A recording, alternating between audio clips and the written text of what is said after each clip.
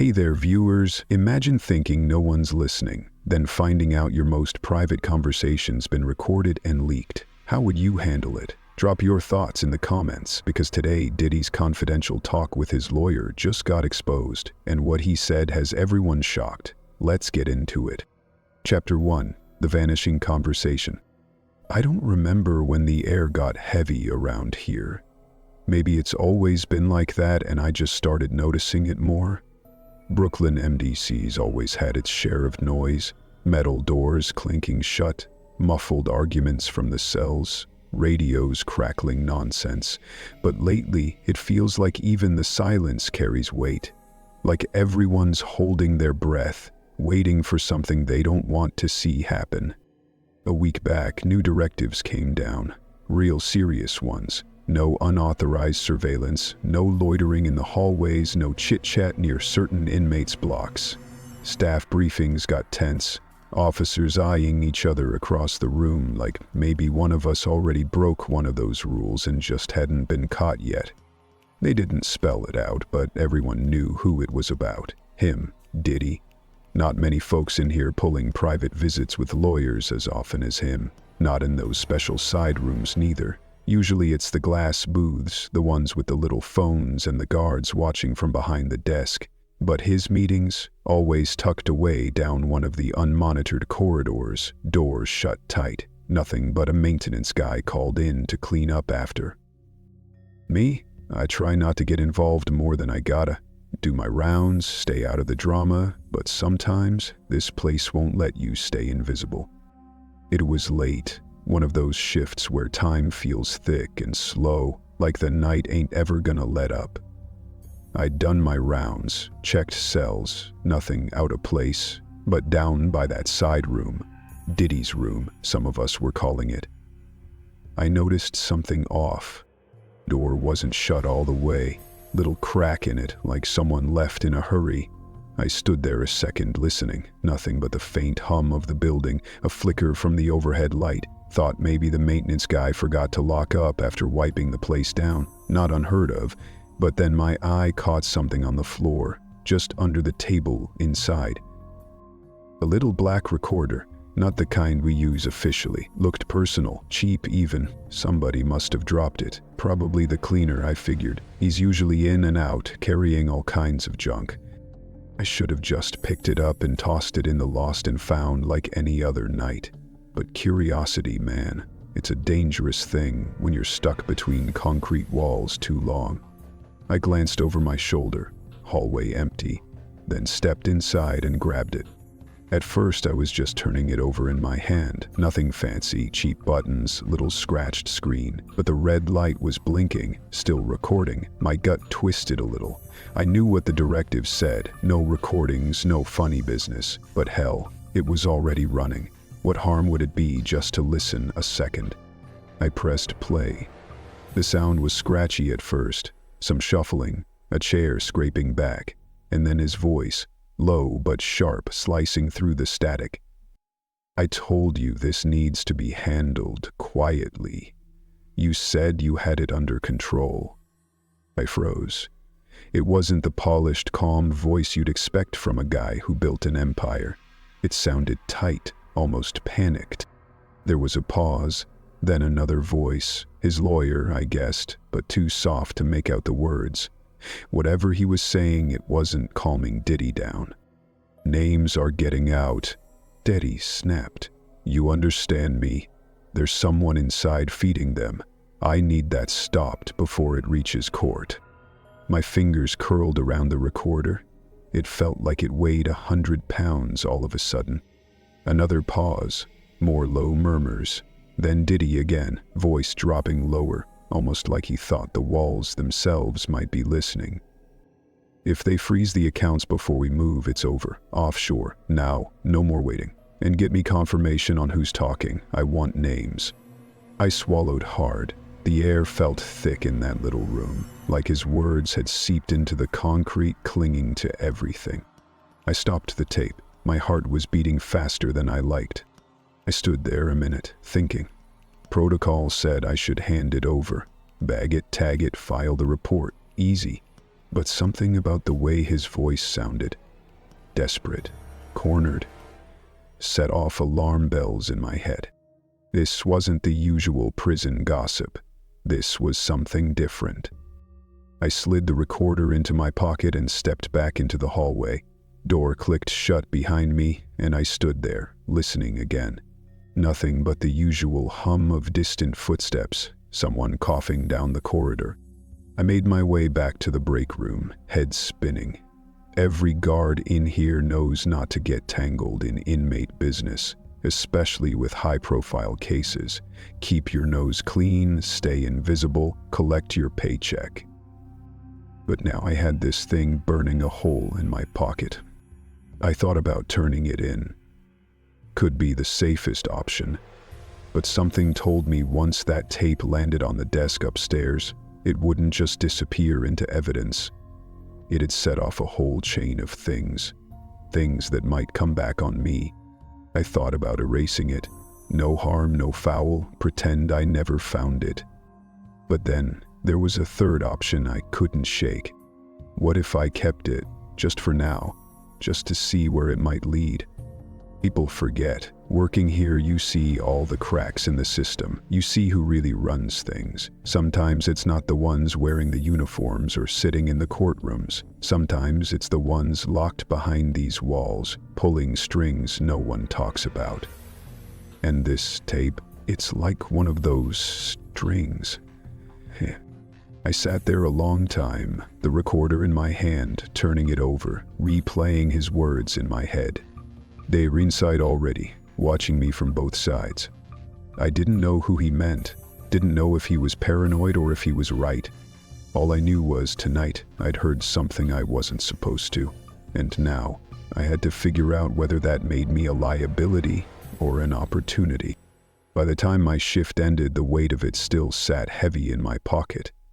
I walked out into the cold air, city lights blurry on the horizon, and felt the question chewing at me. Do I report it? Do I destroy it? The frustration, or do I use it? I didn't have an answer yet, but I had a feeling the tape wasn't done with me. Chapter 2. The lawyer's last visit. The courthouse always carried a certain smell. Not sharp like bleach or metal, the way the MDC smelled, but older, wood polish mixed with something faintly sour beneath it, like papers stacked too long in stale air. People don't talk much about the small details of courtrooms, the way the benches creak when no one's sitting, how the fluorescent lights flicker almost imperceptibly, how the guards by the door keep shifting their weight, not because they're tired, but because they're restless, like everyone else in the room. It was one of those days when the atmosphere felt dense, like something invisible was pressing on every shoulder in that room.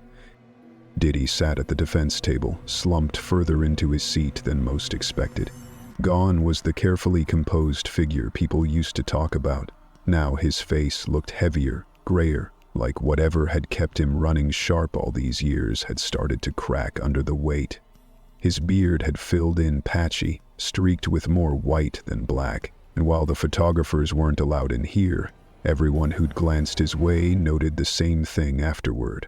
The puffiness under his eyes, the way he wouldn't lift his head fully, how even the simple act of adjusting his cuffs seemed like too much effort.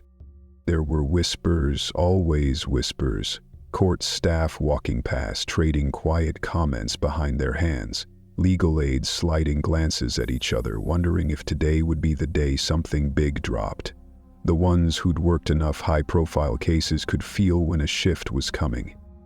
You didn't need to read filings to recognize when the energy in a courtroom had changed, when even the defense team stopped pretending everything was fine.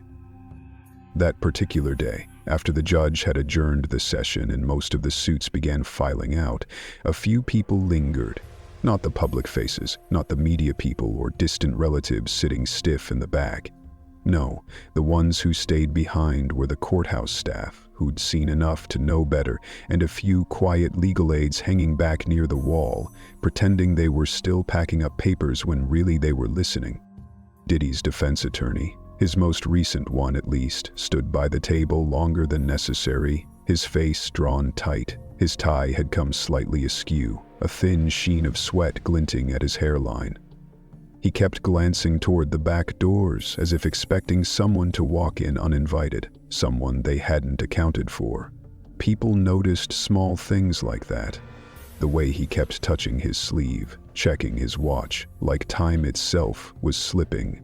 Eventually, without ceremony, Diddy pushed up from the table. No cuffs today, but his hands flexed occasionally, like he wished something was holding them steady. He murmured something low, barely audible, to his lawyer, and the man nodded, brisk and shallow. One of the courthouse guards opened the side door for them, leading them down a hallway most people didn't bother watching. That hallway always felt colder. The overhead lights hummed louder, a faint flicker where the bulbs hadn't been changed in years. The carpet was worn thin, patterned with the ghosts of footsteps long forgotten. It was the kind of hallway people used when they didn't want eyes on them. And today, it served its purpose well. They entered a back room, barely larger than a janitor's closet, furnished only with a small metal table, 2 chairs, and a single file folder left untouched in the center. No cameras, no court staff standing guard inside, just the 2 of them. Diddy leaning forward, elbows resting on the table edge, his lawyer perched stiffly across, glancing once toward the door like he might bolt at any second. The lawyer spoke first, voice low, strained like he'd been rehearsing the words but still hadn't landed on the right ones. "We need to talk," he said, fingers tapping against the table rhythmically. "Not about what's happening in court, you already know how that's going." Diddy didn't respond immediately, just stared at him, heavy-lidded, like he could already see where the conversation was heading but wanted to drag it out anyway. "There's been pressure," the lawyer continued, shifting uncomfortably in his seat. "Not from the prosecution, not directly. Outside pressure, people asking questions, people making it clear they're not happy about certain things." Diddy's mouth twitched, barely a smile, more like a grimace. "They always do," he muttered, voice rough. "This ain't new." But the lawyer shook his head, cutting him off. "It's different this time. People who usually stay quiet, they're pulling away, calls unanswered, meetings canceled. The ones who used to stand behind you, they're not standing as close anymore." There was a pause. You could hear the distant echo of footsteps somewhere beyond the door, maybe court staff clearing out, maybe nothing. But it felt like both men noticed it, glancing toward the sound involuntarily. Diddy leaned back slightly, eyes narrowing. "They drop in like flies," he murmured, more to himself. "First the outer circle, now closer."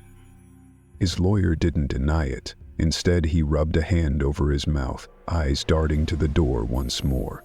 "Look, I'm telling you straight," he said finally. "There's people inside your own corner starting to question things, whether it's worth it, whether they're being watched too." That's when Diddy's expression shifted, something sharper creeping beneath the exhaustion. His voice dropped, barely audible now, like he didn't trust even the empty walls. "They're inside already," he said, watching me from both sides. The lawyer's eyes flickered, and for a moment neither of them spoke. The phrase hung there, thick and heavy, like the walls might absorb it and pass it along. The legal aide who'd been lingering outside, one of many milling in the hallway, shuffling papers, pretending not to pay attention, caught a glimpse of them as the door cracked slightly open. Not enough to hear words, but enough to see the lawyer rubbing his temple, enough to catch Diddy's shadow slumped forward like the weight on his back had doubled. Someone else lingered nearby too, leaning casually against the far wall, arms folded. Same guard who'd been in and out of the courthouse for years now. Nondescript uniform, forgettable face, but he kept his eyes on the door longer than necessary, almost like he knew something others didn't. Or maybe, like he was waiting for the right moment to act on something that'd been gnawing at him. The door opened fully a few minutes later. The lawyer exited first, face tight, jacket pulled close even though the hallway wasn't cold. Diddy followed, his steps slower, head low, beard shadowed more than before.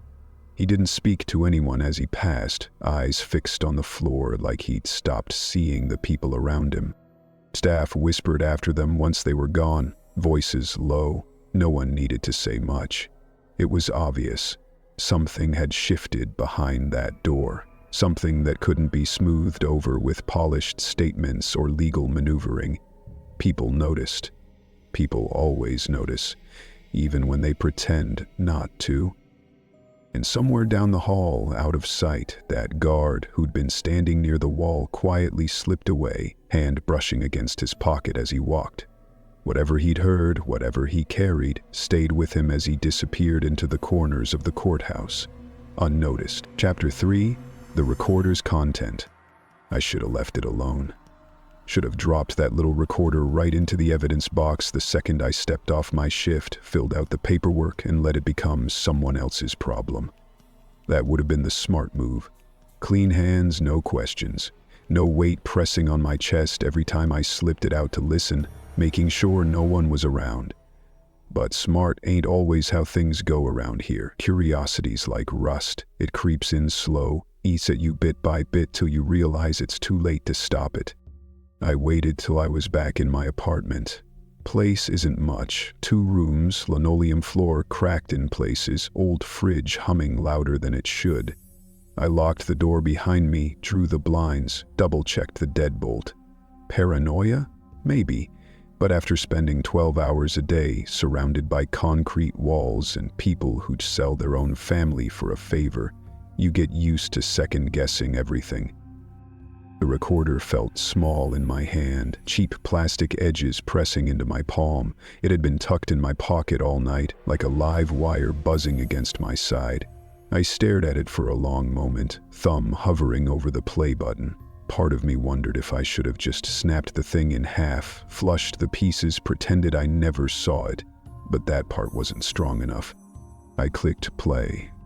It started off scratchy, like whoever set the thing down hadn't bothered to aim the mic right. Some rustling sounds, a chair scraping against tile, the faint hum of fluorescent lights overhead. For a minute all I heard was that background noise, empty space. But then a voice broke through, low, rough, words clipped at the edges like whoever was speaking was trying too hard to keep his tone steady.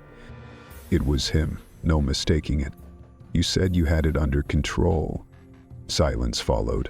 Maybe his lawyer answered, maybe not. If he did, the mic didn't catch it. Diddy's voice came again, sharper now, cutting straight through the static. They've got names floating, names I told you shouldn't surface. This doesn't get to trial, you understand me? My stomach twisted. The room suddenly felt smaller, walls pressing in a little closer. This wasn't legal strategy. This wasn't talk about motions or defenses or appeals. This was something else entirely. He paused again, another scrape of movement, like he was leaning in close. There's money. Enough to keep this quiet. But it needs to move, offshore, now, before they freeze more accounts, before more eyes get on it. I swallowed hard, rubbing a hand over my face. This wasn't the first time I'd heard about money moving places it shouldn't. Working in corrections long enough, you hear all kinds of stories. But hearing it like this, laid out so plainly, no coded language, no lawyer talk, just cold facts, it landed different. Then his tone shifted, dropped lower. I had to strain to catch it. And inside, someone's talking, I know it. Could be guards, could be inmates. Doesn't matter. I want to know who. You've got people. Use them. I froze. My fingers tightened around the recorder without meaning to. Guards. Inmates. Inside. My gut twisted tighter. That part hit too close to home. The tape crackled again. More footsteps, maybe someone shifting in their chair. And then a longer stretch of silence. You could almost hear him breathing, shallow, like he was waiting for something. Maybe reassurance, maybe the lawyer giving him the answers he wanted. I didn't know. All I knew was that every word sat heavy, sinking deeper into the pit of my stomach. I replayed it twice, sat there in the dark, blinds drawn tight, listening to his voice over and over, like maybe if I caught one more word, it'd change how it sounded, but it didn't. The meaning stayed the same. This wasn't just desperation. It wasn't some celebrity scrambling to stay out of headlines. It felt deeper than that. Calculated, measured, like the walls were closing in, and instead of trying to escape, he was rearranging the pieces inside. I set the recorder down on the kitchen table, staring at it like it might jump up and bite me. My mind kept running circles. Who else knew this thing existed? Had the maintenance guy who left it behind realized he'd lost it? Had Diddy or his lawyer noticed it missing when they left the room? And if they had, how long before someone started looking? That's when it hit me. Holding this tape wasn't neutral. It wasn't harmless. It made me part of it, whether I wanted to be or not. Inmates in MDC get word of things fast, faster than you'd expect. Doesn't matter if it's contraband, fights, even guard schedules. There's always someone watching, always someone listening. And the thought wormed its way in. If word got out that a tape like this was floating around, it wouldn't stay quiet long. And there was something else gnawing at me, something I hadn't been able to shake since I first heard his voice crackle through those speakers. The way he talked about guards, inmates, like everyone was a piece on some board, movable, expendable, like anyone could be bought or broken. I knew guys who worked alongside me, guys who weren't above slipping favors for the right price. Not everyone's clean. And maybe that's why the hair stood up on the back of my neck, because once someone like him decides there's a leak, they don't stop until they plug it. I leaned back in my chair, staring up at the ceiling. My options kept circling back, same 3 paths, looping over and over. I could turn it in, pretend I found it after the meeting, hand it over to the brass, let them sort out the fallout. But I knew better. Stuff like this doesn't get logged away neat. It gets swallowed. And there's no telling who'd take the fall for letting it slip through in the first place. I could erase it, smash the recorder, dump the pieces, forget I ever laid eyes on it. Tempting, sure. Safer, maybe. But part of me knew even that wouldn't erase the weight of what I'd heard. You don't unhear something like that. And if anyone figured out the tape was missing, it'd be just as bad as if they knew I had it. Or there was door number 3. Hold on to it. Leverage it. Not use it yet, but keep it close. See who might be interested. After all, information like this doesn't stay valueless for long, and in a place like MDC, having leverage might be the only thing keeping you breathing easy. But that option came with its own risks. Big ones. I stared at the recorder sitting there, the little red light blinking faintly. A part of me wondered who else might be watching, whether someone else in the building had already noticed something was missing, already started connecting dots, and if they hadn't yet, how long before they did. The recorder's plastic edges felt slick when I finally reached out, sliding it back into my pocket like it belonged there. I didn't have a solid plan yet, but I knew one thing clear as day. That tape wasn't just some forgotten piece of equipment. It was a loaded weapon. And now, it was in my hands. Chapter 4, Internal Betrayals. The legal offices weren't much to look at from the outside. Just another set of glass doors framed by bland gray stone. The kind of place that blended into the city like background noise. But inside, the walls told a different story. Quiet tension clung to the corners. You could feel it in the way phones rang less frequently now, in the way assistants avoided eye contact when they passed each other in the hallway. The usual buzz that came with defending a high-profile client had turned hollow, uneasy. No one said it out loud, but the space felt thinner somehow, less crowded, as if the number of people willing to show up every morning had slowly begun to shrink. It had started small, Little absences here and there, names missing from the internal memos, a senior aide who stopped showing up to the morning strategy briefings, whispers about why certain legal assistants had been reassigned to other cases without explanation. No announcements, no formal departures, just people quietly disappearing from the roster, like someone was erasing them line by line. Those who stayed knew better than to ask questions. You didn't climb the ranks in a defense team like this by poking your nose where it didn't belong. But the withdrawals kept coming, one after another. Not loud exits, not scandalous public statements, just quiet motions filed in court. Terse lines citing irreconcilable issues and personal reasons. Always vague, always professional. On paper, it looked routine. But anyone who'd worked long enough behind these doors could see it wasn't. One of the legal aides, young, sharp, careful to keep her head down, started noticing the pattern. She wasn't important enough to sit in on the major meetings, but she handled enough paperwork to see the shifts up close. Files that used to land on her desk thick with strategy notes now came thinner, instructions arriving late, if at all. She noticed who stopped sending emails, who avoided the break room entirely, who began answering calls in hushed tones behind closed doors.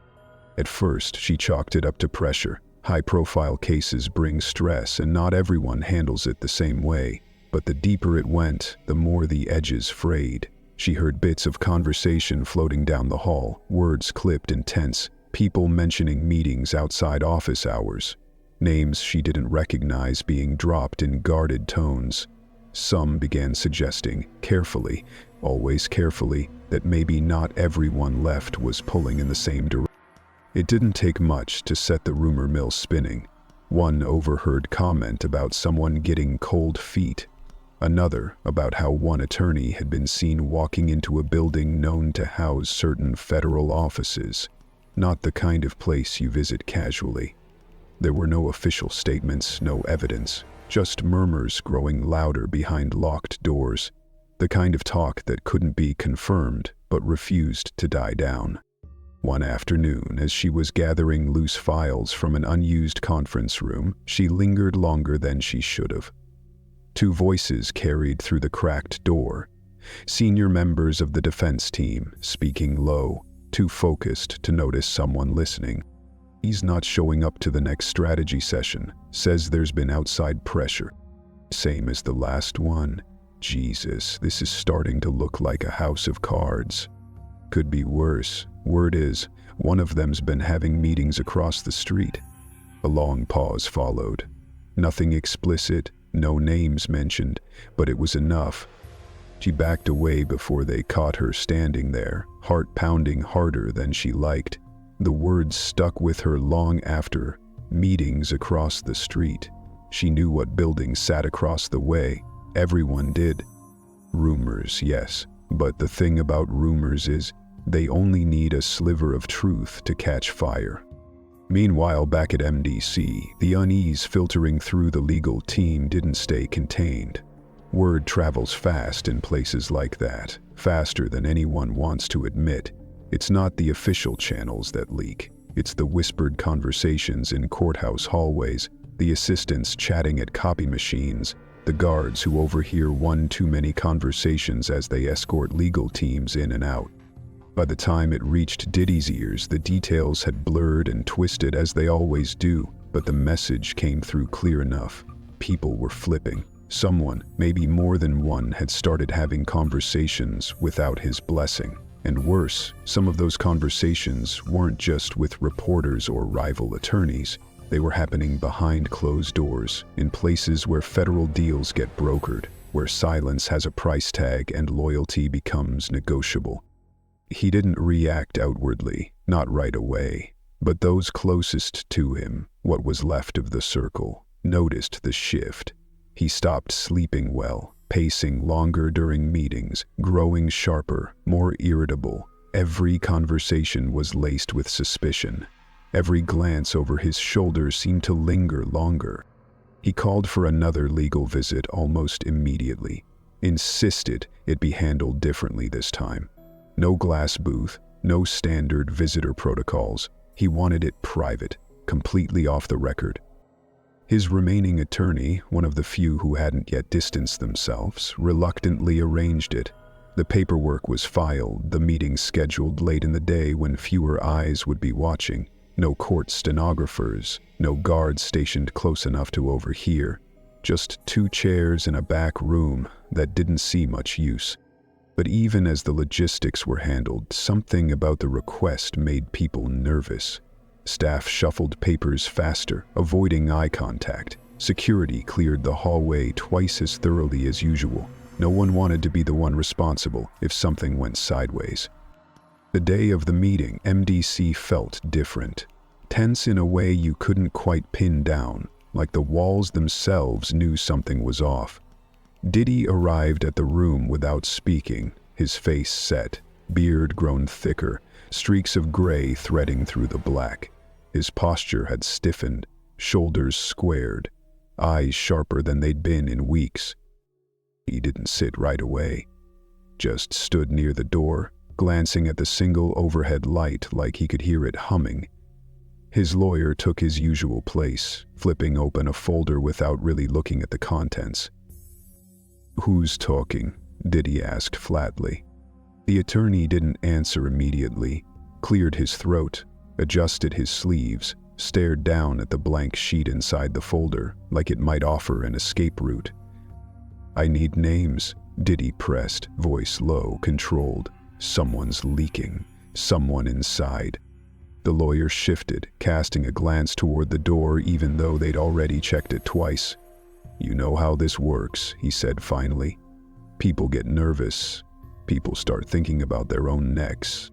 That's not good enough." Silence stretched between them, long, heavy.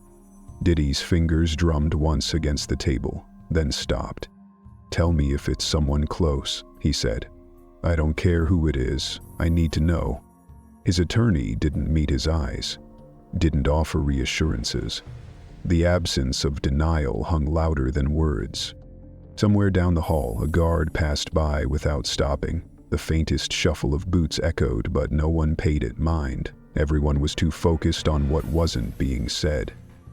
By the time Diddy finally leaned back, exhaling sharp through his nose, the decision was made. He tapped the folder twice, signaling the end of the conversation. But before standing, he spoke one more line, voice quieter, like it wasn't meant to travel far. "Make sure next time there's no ears anywhere. I want a room that don't exist." His lawyer nodded once, stiffly, then gathered his things. No one lingered after that. Both men exited fast, slipping into the hallway without a glance back. And once again, somewhere further down the corridor, unseen, unnoticed, the same guard who'd been hovering in the background more often than not watched them disappear. One hand in his pocket, fingers brushing the edge of something small, something plastic, something still burning a hole through his conscience. Chapter 5. Smuggled Message. It was always the nights that felt heavier in MDC. Days had their own rhythm, guards switching shifts, the steady churn of routine, inmates filing back and forth like clockwork. But once the evening lockdown set in, once the hum of activity slowed to almost nothing, that's when you noticed how loud silence could be. Some nights it sat in the corners like dust, harmless if you didn't disturb it. Other nights it pressed down like weight on your chest, making you feel like the walls were leaning in just a little more than usual. That night felt like one of those nights, the kind where every step echoed longer, every glance over your shoulder stretched just past comfortable. My rounds took me past the same blocks, same cells, nothing out of place on the surface, but there was something underneath it. Something I couldn't quite name, but I could feel it crawling up the back of my neck. I kept my head down, eyes straight, the same way I always did. Tried not to think too much about the recorder still tucked away back home. Tried not to wonder if the wrong set of eyes had noticed me lingering too long near the legal rooms or walking just a little slower past Diddy's block. But paranoia's like a leak. Once it starts, you can't patch it up easy. It wasn't until just after lights out that things shifted. Quiet voices at first, nothing new. Murmurs drifting from one cell to another. The usual low chatter inmates pass around when they think no one's listening. Normally, I wouldn't have paid it much mind, but one of the names caught my ear. Not loud, not clear, but enough to make me pause. Diddy. I slowed my pace near his block, glancing out of the corner of my eye. His cell looked the same. Bunk, folded blanket, nothing out of the ordinary, but something felt off. His figure moved once, a sharp motion, head tilted just slightly toward the bars like he was waiting for something. It wasn't long before I spotted it. An inmate passing by during evening cleanup. A guy I'd seen Diddy exchanged nods with before. Nothing obvious, but enough times to notice. He moved casual, but his hand brushed briefly against the bars, something small slipping between fingers like it never happened. I kept walking. Didn't stop him, didn't make a scene, but every instinct in me sharpened. Back at my station, I logged it in my head, pretending like I hadn't seen anything. Normal procedure would have been to call it in, shake down the block, find whatever was passed. But I had a feeling tonight wasn't the night to play by the book. Instead, I waited. Didn't take long before the dominoes started tipping. Diddy requested an emergency legal visit less than an hour later. Standard forms filed. Nothing unusual on paper, but the speed of it? That caught my attention. Most guys in here, they wait till morning. Not him. The request went straight through, flagged urgent. While the paperwork was moving upstairs, I kept an eye on the rest of the block, watched as that same inmate who'd passed by earlier didn't return to his cell right away. Instead, he hovered near the rec area, kept checking over his shoulder, pacing like he was waiting on something. Couple of the other guards didn't seem to clock it, but I did. When he finally slipped out of sight toward one of the side corridors where the cameras didn't quite catch every angle, I knew something was up. The thing about MDC is, nothing stays hidden forever. Not contraband, not conversations, not favors passed under the table.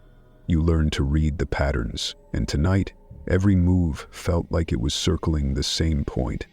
I stayed close without making it obvious, looping back through the corridor where I'd last seen him. But when I doubled back toward his cell an hour later, it was empty, no sign of him. No one had seen him return. Something cold settled in my gut. Inmates don't just vanish, not unless someone wants them to. By the time Diddy was led down for his emergency visit, you could see the difference in how he carried himself. Gone was the measured calm, the shoulders squared like he still ran the room. His steps were sharper, restless, hands flexing at his sides like he couldn't keep them still. The guards escorting him didn't say much. They never did, but they exchanged glances, quick ones, enough to register that something was off. I stayed stationed near the hall, not close enough to draw attention, but near enough to keep watch. Watched as he entered that same private room, door closing behind him with a soft click that echoed louder in my ears than it should have. I didn't need to be in the room to know what kind of conversation was happening. Whatever was in that note, whatever those two words were, they'd set something in motion. They know. I could almost hear it, even without being there. He probably didn't know who sent it or how much they actually knew, but the message was clear enough. The walls weren't holding secrets anymore. Someone, somewhere, had eyes inside. And I knew damn well what would be running through his head. Whether it was about the tape, the one still sitting back at my apartment like a live grenade, or about the money he mentioned moving offshore, or the names he'd whispered in that recording, it didn't matter. When someone like him gets wind that something's slipping, paranoia doesn't wait. I shifted my weight, eyes flicking toward the far end of the hall. No sign of the inmate courier, no sound from his cell, and still that tight coil in my stomach pulling tighter. When the door to the private room finally cracked open, I caught a glimpse of Diddy through the gap before the guard moved to escort him back. His face looked drawn, eyes dark like he hadn't slept in days, mouth tight with something that wasn't just frustration anymore. He paused at the doorway, said something low to his attorney, too soft to catch, but the tone didn't need translating. Pleading, not demanding. I watched as the lawyer nodded stiffly, gathering his folder like it weighed twice as much, not meeting his client's eyes. The message was clear. That tape needed to disappear. But something told me it wasn't just the tape. Whatever was unraveling, it had threads pulling in every direction now. Threads you couldn't tie up so easily. I followed the escort back toward the block, steps steady, trying to ignore the prickling sensation creeping up my spine like someone was watching every move. It wasn't the cameras. I knew their blind spots by heart. It was something else. The kind of thing you feel in your bones when you've been around long enough to know you're walking a line thinner than you realized. Back at my post, I glanced once more toward the cells. Diddy's door slid shut behind him with a metallic clank. He didn't look up. And the other cell, the one that should have had the inmate career, still empty. No one asked questions, but the silence around it felt louder than anything. Chapter 6. External Power Moves. The thing about people who orbit power is, they don't fade quietly when the center starts to collapse. Some keep their heads low, hoping they can quietly slide out of view before anyone notices. Others scramble, cutting ties and burning bridges fast before they're pulled down too. But there's always a few who hover, circling like vultures, watching for the right moment to strike. Not to escape, but to reposition. Those were the ones who mattered now. The ones who didn't just want out, they wanted to see who would take control when the dust settled. Outside the walls of MDC, beyond the sterile hallways and locked doors, conversations were happening in places most people wouldn't look. Not in courtrooms or boardrooms, but in dimly lit lounges, behind tinted car windows parked on quiet streets, in back offices where the air smelled faintly of expensive liquor and old secrets. Men who'd once sat comfortably at Diddy's table now leaned closer to their phones, whispering with caution, weighing every word like it might tip the scales. Some were old associates, partners in ventures that never made it to the headlines, deals sealed with nothing more than a handshake and a shared understanding. Others were rivals who'd played nice publicly but had always kept a quiet ledger of debts and grudges. The collapse of Diddy's legal fortress wasn't just courtroom gossip anymore. It was leverage, and leverage always had buyers. One such associate, a man whose name rarely appeared on paper but whose influence stretched further than most people knew, had been keeping careful tabs on the situation. He'd made his fortune early, well before Diddy became a household name, and while their paths had crossed over the years, they'd learned quickly they operated differently. Where Diddy built empires with his name plastered on every product, this man preferred shadows, investments tucked away in shell companies, conversations that left no trace. But even from the shadows, he understood how fragile alliances became when legal walls cracked, and when whispers started circulating that something dangerous had surfaced inside MDC, something recorded, something raw. He knew better than to sit back and wait. He didn't move openly. Men like him never did. Instead, he reached through back channels, tapping a connection who worked one of the less visible roles in the facility. Not a guard, not someone in uniform, but close enough to hear things, close enough to slide messages where they needed to go. Money moved hands quietly, enough to spark attention, not so much to raise alarms. The message was simple, direct. It didn't ask for names or explanations, just an offer. Deliver the tape, keep your mouth shut, and walk away richer than you'd ever planned to be. No questions asked. No strings. Except the obvious one, you'd disappear after. But while that message snaked its way toward the MDC guard, somewhere else in the city, another hand was moving pieces of the puzzle. A third-party investigator, someone outside the official channels, someone whose clients never liked to be named, received a curious tip. Anonymous, of course. No return address, no identifying details, just a brief message suggesting there were conversations inside MDC worth hearing. That Diddy's private meetings weren't as private as he thought. That someone, somewhere, had caught something on record, and that the contents could unravel more than a court case. The investigator didn't waste time. They'd seen cases like this spiral before, seen how one leak could become a landslide if placed in the right hands. Calls were made, feelers put out, not through media outlets or public forums, but through quieter avenues. Contacts who worked in federal offices, private security, legal back rooms, all of them looking to confirm one thing: who had the tape and how much damage it could do. It wasn't long before whispers of the tape began to spread like smoke through the network. Some wanted it buried, knew the fallout could scorch more than just Diddy if the wrong names surfaced. Others saw opportunity. Names on that tape meant leverage, insurance, maybe even a ticket to settle old debts.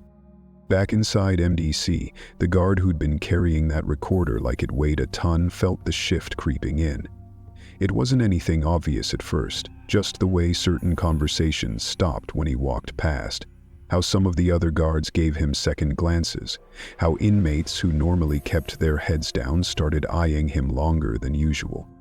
He didn't trust anyone enough to say it out loud, but something told him the walls weren't as thick as they used to be. Word had gotten out, or at least pieces of it had. Maybe no one knew for sure who had the tape yet, but enough people knew it existed, and that was dangerous all by itself. The first sign came when one of the facility's cleaning staff, a guy who usually kept to himself, never said much beyond small talk, approached him during a shift change. Didn't say his name, didn't mention specifics, just slid a folded piece of paper into his hand like it was nothing, walked away before he could ask questions. Inside the paper, one sentence, scrawled in tight handwriting. "They're looking for you." No signature, no instructions, but the message was clear. He felt the hairs rise on the back of his neck, the familiar prickling sensation tightening his chest. Someone out there knew. Maybe not everything, maybe not yet, but enough to start closing in. Enough to make sure that every move he made was watched. And it wasn't just the staff. The inmates noticed things too. The ones who had ears everywhere, who traded information like currency. They saw who lingered too long near the legal rooms, who disappeared down hallways they shouldn't. And now, some of them had their own questions. Quiet offers, sidelong comments, coded language asking if he was holding something worth trading. The guard kept his routine tight, careful. Didn't change his pace, didn't let on, but inside every muscle stayed tense, like he was waiting for something to snap. It wasn't until a few days later, when another message found its way to him, this time slipped under the door of his locker, a simple unmarked envelope, that he realized how deep the web ran. Inside, no threats, no demands, just a phone number and a dollar figure written in clean block letters. Enough zeros to make his head spin. And beneath it, one line. "Bring the tape, no questions." He stared at it long after his shift ended, the numbers blurring together. It hit him then, cold and heavy. He wasn't the only one who knew anymore. And whoever else was out there? They weren't waiting politely for him to decide what to do next. Chapter 7: The Vanishing Lawyer. The courthouse always had a rhythm to it. People moved fast, papers shuffled, voices clipped short, the sound of heels clicking sharp against tile floors. But if you paid close enough attention, you could hear where the rhythm broke. Small gaps, awkward pauses, people slowing just slightly like something unseen was pulling at the edge of the room. Lately, those pauses were getting longer. Everyone had noticed how thin Diddy's defense team had become. At first it was subtle, one attorney missing from a meeting, An aide reassigned quietly, the occasional mention of scheduling conflicts. But by now, the gaps weren't just noticeable, they were gaping. The rows behind him at the defense table weren't as full as they used to be. The once constant shuffle of paralegals and junior attorneys ferrying documents had dwindled. It wasn't being talked about openly, not yet, but anyone who worked inside these walls long enough understood. Something was breaking apart, and fast. It had been building for weeks. Withdrawals filed with the court, one after the other, each one citing the same vague language. Irreconcilable issues. No explanation. No scandalous statements made to the press. Just paper trails quietly stacking up. Defense counsel shrinking like a house slowly losing its foundation. But the latest withdrawal hit different. It wasn't the senior-most member of his legal team, but it was someone close. Someone who had stood next to him at hearings, whispered strategies between motions, been seen entering private back rooms more than once without anyone else present. When the motion came through, no one said much aloud. It arrived like the others, filed clean, by the book, but courthouse staff noticed. People always notice. One clerk, tasked with logging it, caught how shaky the signature looked at the bottom, like the hand that wrote it couldn't keep steady. Another staff member mentioned offhandedly how that lawyer had looked paler than usual in recent weeks, eyes darting too much during breaks, checking their phone as if expecting something to blow up. And when word finally reached Diddy, carried through the proper channels like it was just another administrative update, something shifted hard beneath the surface. The emergency meeting was called almost immediately. It wasn't formal, no official session on the docket, but everyone involved knew enough to clear space. One of the small legal conference rooms was prepped, stripped bare except for a table, 2 chairs, and a pitcher of water no one touched. No court reporters, no public eyes, just Diddy and what was left of his dwindling team. He arrived wearing that same hollow look he'd been carrying for months now, shoulders squared like he still had some control over how the narrative unfolded. But anyone watching closely would have noticed the cracks in that mask, the way his eyes flicked toward the corners of the room like he didn't trust the silence, how his jaw clenched tighter than necessary, like he was biting back something sharp. The attorney across from him didn't speak first, didn't meet his eyes. Instead, they busied themselves with the folder in front of them, flipping pages that didn't need flipping, pen tapping once, twice, then stopping. Diddy broke the quiet. His voice wasn't raised. He didn't need to shout, but there was an edge to it now, something brittle beneath the calm. "Who's talking?" The attorney looked up briefly, but not directly at him. Their eyes hovered somewhere near his shoulder, focused anywhere but the man sitting across from them. "I want names," Diddy pressed. "Someone's feeding them, from inside." The lawyer didn't answer right away, just breathed in slow, like they were weighing something heavier than the question itself. Eventually, they spoke, carefully, each word measured like it might splinter if said wrong. "This pressure," they admitted, voice low, "from places we can't control, people reconsidering things." It wasn't a name, it wasn't the answer Diddy wanted, but the absence of specifics said more.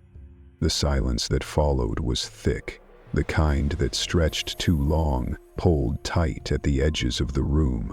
Somewhere down the hallway, footsteps echoed briefly, security passing by, doors opening and closing, but inside, neither of them moved. Diddy leaned forward, elbows resting on the table, fingers steepled under his chin. "Pressure," he repeated, voice almost flat.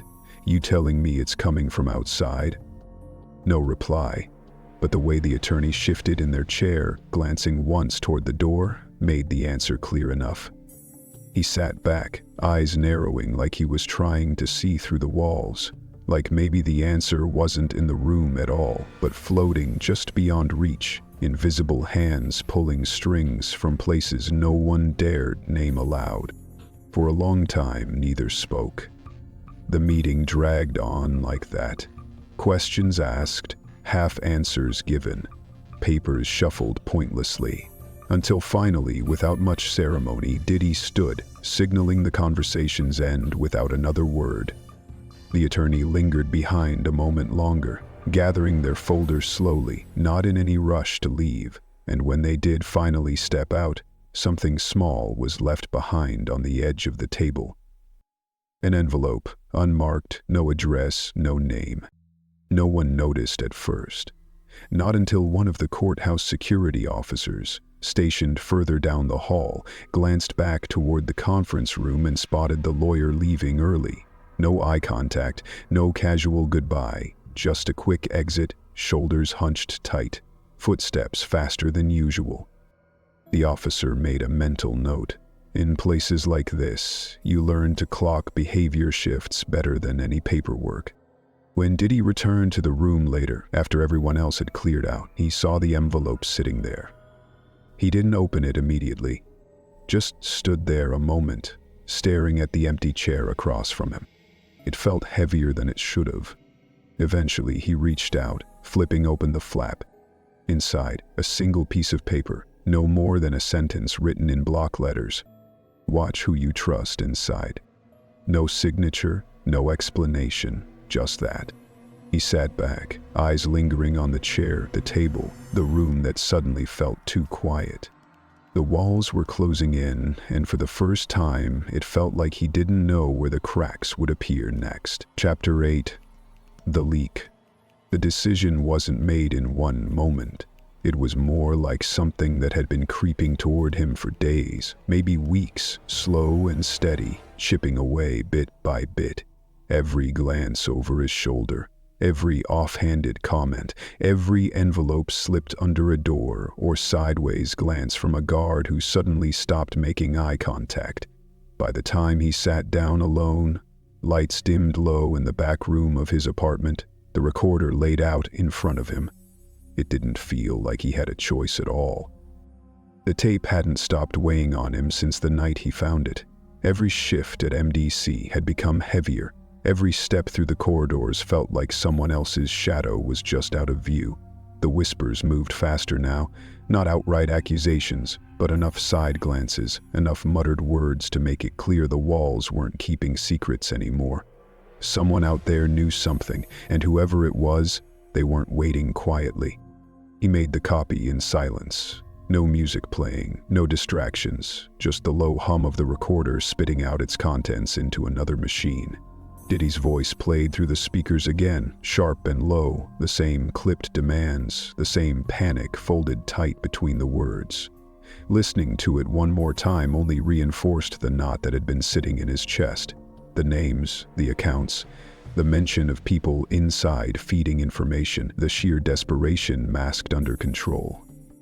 When the tape finished, he didn't waste time. He packed it up carefully, sealed it inside a plain manila envelope, no markings, slid the original copy deep into a lockbox beneath the floorboards, just in case. The second copy was destined elsewhere. He debated where it should go. The media was out of the question, too public, too fast, too many questions he didn't want to answer. But in places like this, power moves differently. Not everything gets leaked to the headlines. Some things get passed into quieter hands, hands that know how to leverage without exposure. It wasn't hard to find someone who'd be interested. Not directly, not face to face, but through connections, whispers, people who owed favors or wanted to settle scores. He arranged for the envelope to reach one of those hands, a third-party player who'd circled Diddy's orbit once but stayed just far enough outside to remain untouched. Someone with enough distance to use the tape without anyone being able to trace it back. He didn't leave a return address, no explanation, just the recording. After that, he didn't go back to MDC. No formal resignation, no explanation given. Just stopped showing up to shift, uniform hanging untouched in his closet.